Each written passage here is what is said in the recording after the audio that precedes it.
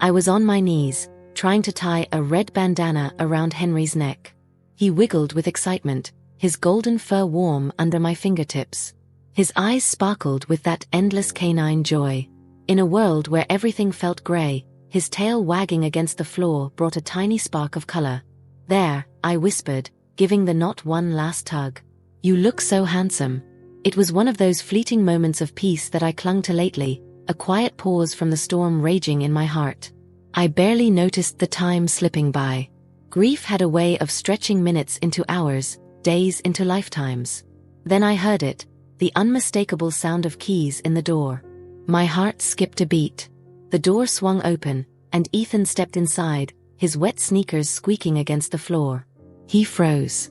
His eyes darted between Henry and me, narrowing with confusion. "What are you doing?" His voice was sharp, a mix of disbelief and something else I couldn't quite name. I blinked, my hands still resting on Henry's neck. Suddenly, everything about this innocent moment felt wrong, twisted under the weight of his stare. My cheeks burned, and a lump formed in my throat. The air grew thick, and I struggled to find my voice. "It's just," I started, but the words crumbled before they could make sense. He took a step back, his expression hardening. The door was still open behind him, rain gusting in, cool and sharp. His jaw clenched, his eyes glistening with emotions he wouldn't let me see. For a split second, I thought he might say something, ask for an explanation, anything. But instead, he turned and walked out, the door closing with a thud that echoed through the house. I sank back onto my heels, my heart pounding in my ears. Henry's head tilted, his tail slowing as if he could sense the shift in the air. A soft whine escaped him, and he nudged my hand, trying to pull me back to that moment of calm we'd shared just seconds ago. Tears stung my eyes, blurring everything into smudges of color. I rubbed Henry's fur, desperate for comfort, but guilt gnawed at the edges of my mind. How had I let things get so tangled, so broken? The rain outside grew heavier, tapping against the windows like a relentless drumbeat. I closed my eyes and tried to steady my breath. Maybe it was time to face the truth. Ethan was hurting too, and I'd been so lost in my own grief that I hadn't noticed how deep his wounds ran. The sound of thunder rumbled in the distance, low and ominous, like a warning. I knew I had to fix this. But how do you repair something when you don't even know where the fracture began? I stood up slowly, wiping my eyes with the back of my hand. Henry pressed his head against my leg, his warmth grounding me. I didn't have all the answers, but I had to try. For both of us. The next morning, the house felt colder. The silence was heavier than usual, like a fog seeping into every corner. Ethan's door stayed shut, a barrier I didn't dare cross. I leaned against the kitchen counter, a steaming cup of coffee cradled in my hands, the warmth failing to reach the chill in my chest. Henry sat at my feet, his eyes watching me with quiet concern. I sighed, ruffling his fur absent-mindedly. "I messed up, didn't I, buddy?" He licked my hand as if to say, "It's going to be okay." But I wasn't so sure. Ethan finally emerged, his face blank and his movements mechanical. He grabbed his backpack without a word. "Ethan," I called softly. He paused, his shoulders tense. "Can we talk?" I asked, my voice wavering. He didn't turn around. "I'm late for class," he mumbled and walked out the door. The sound of it closing was softer this time, but it still felt like a punch to the gut. I sat down at the kitchen table, my mind swirling with regret. How had we ended up so distant, so closed off from each other? The grief we shared had become a wall between us instead of a bridge. My phone buzzed, breaking the stillness. I glanced at the screen. A message from David, an old friend of Michael's. "Coffee today? It might help to talk." I hesitated. The thought of facing someone, of trying to explain my swirling mess of emotions, felt overwhelming. But maybe it was what I needed. What we needed. I texted back a simple, "Okay." Later, I met David at a small cafe downtown. He stood when he saw me, his eyes warm and understanding. "Hey Lucy," he said, giving me a gentle hug. It felt strange, but comforting, like a reminder that not everything was lost. We talked about Michael, about grief, and about how hard it was to keep moving forward. He listened, really listened, and for the first time in a long while, I didn't feel so alone. As we stood to leave, he smiled softly and kissed my cheek. "Take care of yourself, okay?" The gesture was innocent, but a pang of guilt shot through me. As I walked to my car, I wondered if Ethan would ever understand. My hands shook as I gripped the steering wheel. I wanted to fix things, but I didn't know how. When I got home, Ethan's door was still closed. The distance between us felt insurmountable.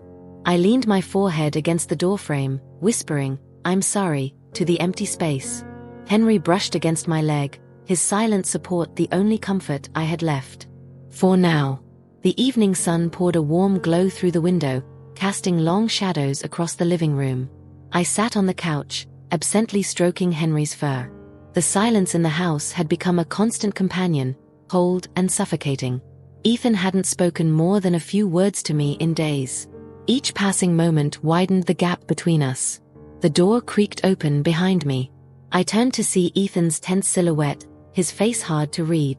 He hesitated before stepping inside, his eyes flickering toward me and then away. "I'm making pasta," I said softly. "You're welcome to join." He nodded barely, and walked to his room without a word. The door clicked shut. My heart sank. I needed to find a way to reach him. The silence was unbearable. I took a deep breath, forcing myself into action. The rhythmic chopping of vegetables, the bubbling of the sauce, small distractions to keep my thoughts from spiraling. Henry sat by the counter, watching me with his calm, understanding eyes. The sound of footsteps behind me made me pause. I turned and found Ethan standing in the doorway. He looked hesitant, as though he were considering retreating. "Hey," he mumbled. "Hey." I smiled faintly, surprised he was even here. He shuffled forward and sat at the kitchen table, his eyes on his hands. "I talked to Ryan today," he said, his voice low. "He thinks maybe I'm being too hard on you." I swallowed hard, my chest tightening. "Ethan, I never wanted to hurt you. I know things haven't been easy, and I've made mistakes." He nodded slowly, his gaze still fixed downward. "It's just, I don't want to lose Dad. And when you try to move on, it feels like you're forgetting him." I wiped my hands on a dish towel, walking over to sit across from him. "I could never forget him. Michael is a part of me, and he's a part of you. But I'm still here, and I don't want us to lose each other too." The vulnerability in his eyes was heartbreaking. He finally looked up, and for the first time in weeks, the hardness in his gaze began to thaw. Henry padded over and rested his head on Ethan's knee. A small smile tugged at Ethan's lips, a fragile thing, but there nonetheless.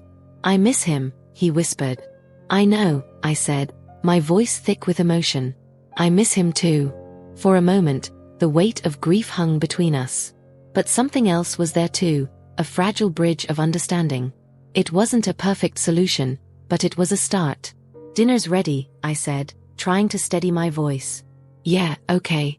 He stood up, a hint of the boy I used to know flickering in his eyes. As we sat down to eat, I felt a tiny sliver of hope. Maybe, just maybe, we could find our way back to each other. The next few days felt like walking on a tightrope. Ethan was talking to me again, but his words were measured, his eyes cautious. It was like we were both afraid to disturb this fragile peace. Still, even the small exchanges were a relief after weeks of silence. One afternoon, I found him sitting on the couch, his fingers tapping against his phone. He glanced up when I walked in, and I hesitated, feeling the old fear of saying the wrong thing. "Ryan's coming over," he said, his voice casual, but his eyes watched me carefully. "Thought maybe we could all hang out." Surprise fluttered in my chest. "I'd like that." He nodded and went back to his phone. I turned away, a warmth spreading through me. Maybe this was his way of rebuilding trust, of letting me back into his life piece by piece. Later, when Ryan arrived, his familiar, easygoing smile filled the room with a sense of normalcy I hadn't felt in ages. He greeted Henry with a scratch behind the ears, then gave me a polite, almost shy nod. "Hey Lucy," he said. "It's good to see you." "You too, Ryan." My voice was steady, but my heart raced. It felt strange navigating this new dynamic, trying to be open without overstepping. We settled into a game of cards, laughter bubbling up between rounds. Ethan's guard lowered just a little, his smile coming more easily. For a brief moment, we felt like a family again. Tension slipped in when Ryan got up to grab a drink. Ethan leaned toward me, his voice dropping to a whisper. I want you to be happy, you know. But it still feels weird. I swallowed hard, my chest tightening. I understand. We're all figuring this out. He nodded slowly, processing my words. Just don't forget about Dad. I reached over, squeezing his hand gently. I never could. Ryan returned, his eyes flicking between us, sensing the shift in the air. He sat down, offering a smile that was steady, reassuring. Everything okay? He asked. Ethan took a breath, then nodded. Yeah, we're good. We played a few more rounds, and when Ryan stood to leave, he hesitated at the door. He turned back, his eyes meeting mine. Take care, Lucy. I felt my heart thud softly, a warmth spreading through me. You too. As he walked away, I felt Ethan's eyes on me. His expression was thoughtful, conflicted, but not angry. You like him, he said, almost to himself. I didn't deny it. Yeah, but I'm taking it slow. He nodded, the corners of his mouth twitching upward. Good. It wasn't a resolution, but it was a step, one I wasn't sure we could have taken even a week ago. I let out a breath I hadn't realized I was holding. The path ahead was still uncertain, but for the first time in a long while, I felt like we were moving forward together. The days slipped into weeks, and while things weren't perfect, they were better. Ethan and I were learning how to exist in this new version of our family, where grief and hope walked hand in hand. I held on to that fragile progress, terrified of shattering it again. One gray Saturday afternoon, I was folding laundry when I heard Ethan's voice behind me. Hey, can we talk? I turned, surprised. He stood in the doorway, his hands shoved in his pockets, his face serious. Of course, I said, my heart thumping. He took a breath. I've been thinking. Maybe it's time for you to let yourself be happy. His eyes glistened, and he quickly looked away. I don't want you to feel guilty for that. Tears pricked my eyes. Ethan, I never want to replace your dad. I know, he said, his voice barely above a whisper. But he'd want you to be okay. And you're allowed to move on. I wiped my eyes, emotions swirling in my chest. He was giving me permission to breathe again, to take another chance. Thank you, I whispered. Ryan's a good guy, he added, his lips quirking into the smallest of smiles. He's been there for us. For you. Before I could reply, the doorbell rang. My heart jumped into my throat. Ethan gave me a knowing look. I'll get it, he said. Moments later, Ryan walked into the room, his eyes warm and gentle. Hey, Lucy. Hey, I said, my voice soft. Ethan hovered for a second, then nodded and slipped out, leaving us alone. Ryan stepped closer, his eyes searching mine. You okay? I nodded, a tear slipping down my cheek. I think I'm finally ready to let go of some of the pain. He smiled, his fingers brushing my hand, grounding me. You don't have to do it alone. A wave of relief washed over me. For the first time, I believed it. I know. He leaned in and pressed a soft, gentle kiss to my forehead. It wasn't dramatic, but it held a quiet promise. A promise that healing was possible. That life could move forward. In the doorway, Ethan watched, his expression thoughtful but calm. Our eyes met, and he nodded once, a silent acknowledgement that we were all going to be okay. It wasn't the perfect ending. Life never is. But it was a beginning. A new path, paved with love, loss, and the strength to keep going. And for the first time in a long time, I was ready to walk it.